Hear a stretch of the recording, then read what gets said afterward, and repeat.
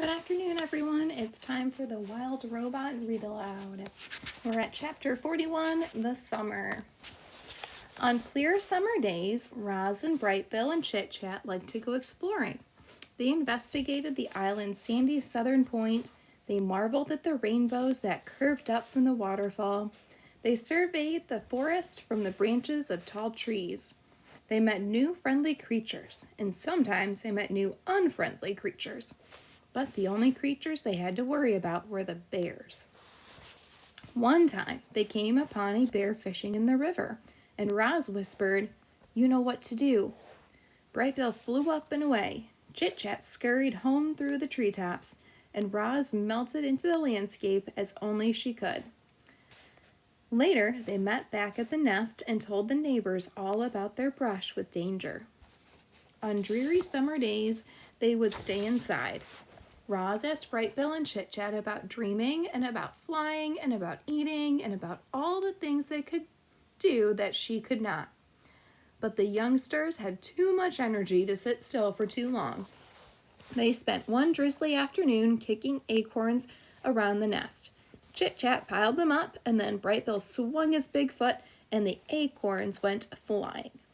The little friends chased the acorns as they bounced and rolled and spun across the floor. Then they made a new pile and kicked them again. Sometimes an acorn would bounce off Roz's body, clang, and everyone would laugh and giggle together. Even Roz laughed, trying to act normal. On clear summer evenings, they would sit outside and watch fireflies twinkling around the pond. Then they'd lie back and gaze up at the darkening sky. "That big circle is the moon," said Chit-Chat. "And those little lights are called stars. And one time I tried to count them all, but I can only count to 10. So I just kept counting to 10 over and over, and I have no idea how many stars there are, but I know it's more than 10. "They are not stars," said Roz. "Some of them are planets." "What's a planet?" said Chit-Chat. "A planet is a celestial body orbiting a star." "What does celestial mean?" "Celestial means something that is in outer space." "What's outer space?" "Outer space is the universe outside the atmosphere of our planet." "What's the universe?" "The universe is everything and everywhere." "Oh, so the universe is our island?" None of them would ever really understand the universe, including Roz. Her computer brain knew only so much. She could talk about the earth and the sun and the moon and the planets and a few stars and not much else.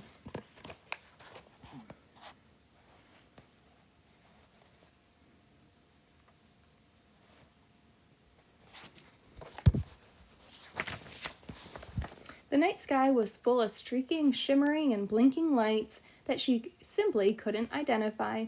Clearly, Roz was not designed to be an astronomer. On dreary summer evenings, Roz and Brightbill would curl up together, just the two of them, and listen to the rain pattering on the roof of the nest. The robot would tell stories of annoying pine cones and terrible storms and camouflaged insects. But the sound of rain always made Brightbill sleepy, and he'd be out before his mother could ever finish a story. Chapter 42, The Strange Family. It was a sweltering afternoon, and the heat had put everyone in a bad mood. Roz was standing in the shade watching her son out on the water. The other goslings were teasing him about something when they suddenly burst into laughter, and Brightbill turned and hurried home with a stormy expression on his face. He stomped into the garden and right past his mother without saying a word. "What is wrong, Brightbill?" said Roz as she followed her son into the nest. "Nothing," he squawked. "Leave me alone." "Tell me what is wrong." "I don't want to talk about it." "Maybe I can help." "Mama, the other goslings were making fun of me." "What did they say?" "They called you a monster, and then they laughed at me for having a monster mother." "They should know by now that I am not a monster. Would you like me to talk to them?" "No, don't do that. That'll just make things worse." The robot sat next to her son. "Mama, I know you're a robot, but I don't understand what a robot is." "A robot is a machine. I was not born, I was built. Who built you? I do not know. I do not remember being built. My very first memory is waking up on the northern shore of the island. Were you smaller back then? Said the gosling. No, I have always been this size. Roz looked down at her weathered body. However, I used to be shiny, like the surface of the pond. I used to stand straighter than a tree trunk. I used to speak a different language. I have not grown bigger, but I have changed very much. The robot wanted to explain things to her son, but the truth was that she understood very little about herself. It was a mystery how she had come to life on the rocky shore. It was a mystery why her computer brain knew certain things but not others. She tried to answer Brightbill's questions, but her answers only left him more confused. What do you mean you're not alive? I do not eat or breathe. I am not alive. You move and talk and think, Mama. You're definitely alive. It was impossible for such a young goose to understand technical things like computer brains and batteries and machines. The gosling was much better at understanding natural things like islands and forests and parents. Parents. The word suddenly left Brightbill feeling uneasy. You're not my real mother, are you? There are many kinds of mothers, said the robot. Some mothers spend their whole lives caring for their young. Some lay eggs and immediately abandon them. Some care for their offspring of other mothers. I have tried to act like your mother, but no, I am not your birth mother.